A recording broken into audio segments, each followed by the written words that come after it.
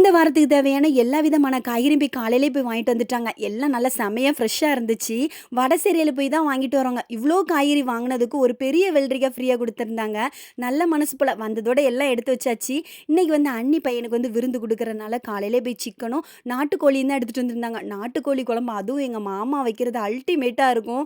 ஆனா அவ்ளோ பேருக்கு வைக்கிறது வந்து கஷ்டம் தான். என்ன பொறுத்து கஷ்டம். ஆனா எங்க மாமா வந்து சூப்பரா வைப்பாங்க.